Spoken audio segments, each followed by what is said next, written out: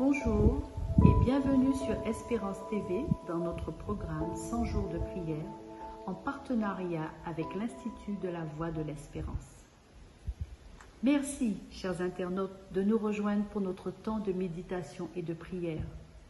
Aujourd'hui, voici 28 jours que ce programme a commencé et que chaque jour, nous avons l'opportunité d'écouter ce que notre Dieu veut nous dire, mais aussi de prier ensemble à travers le monde.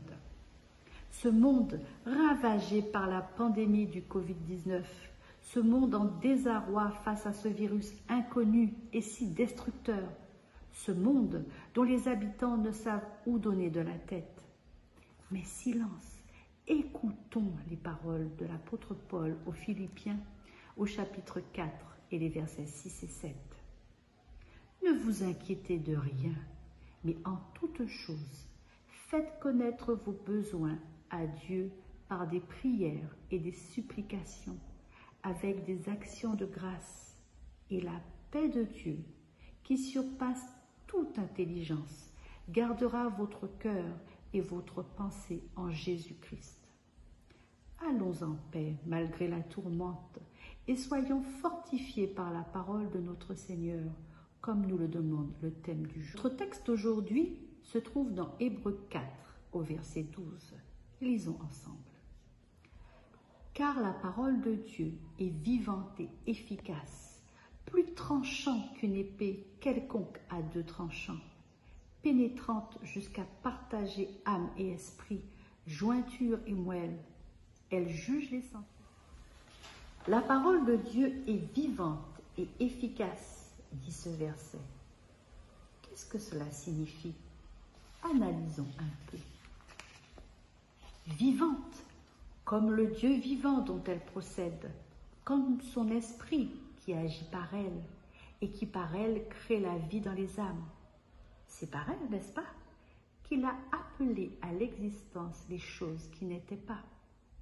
Efficace, au point que jamais elle ne s'adresse en vain à aucun homme, mais opère en chacun soit la repentance et le salut, soit la résistance et la condamnation, odeur de vie pour la vie ou odeur de mort pour la mort, comme nous le rappelle 2 Corinthiens 2, verset 16.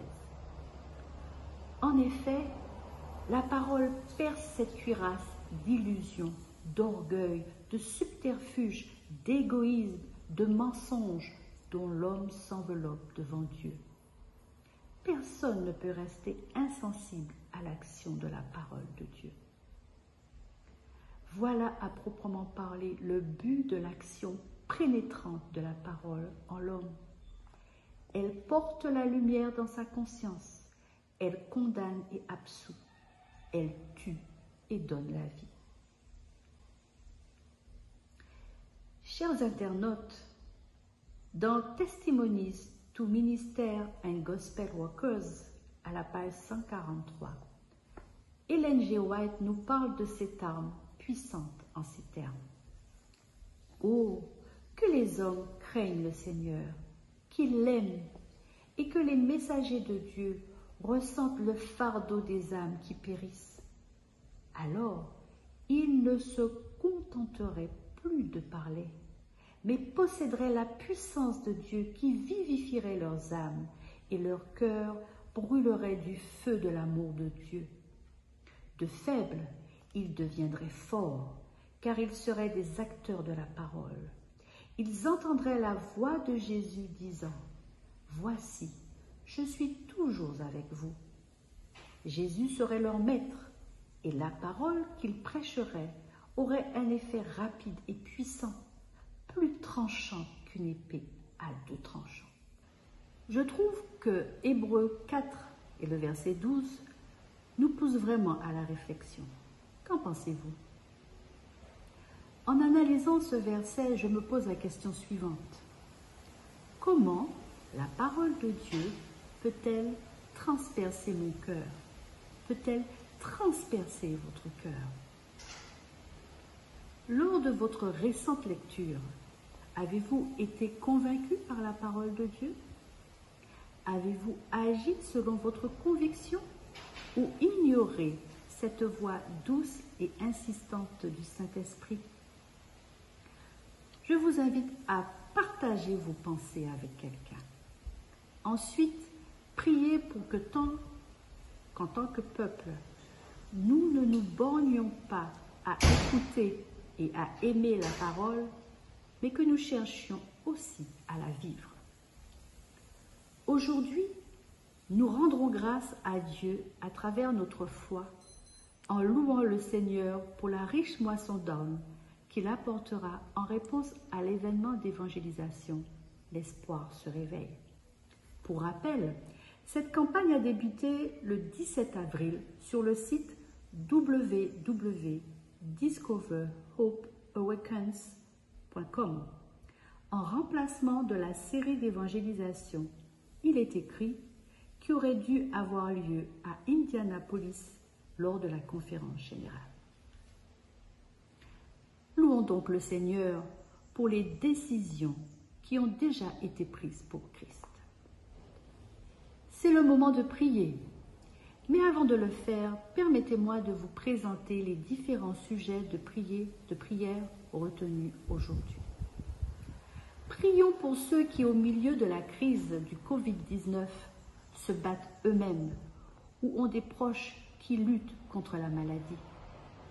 Prions pour la sérénité des membres de l'Église dans le monde entier qui ont peur, sont effrayés ou qui se sentent seuls.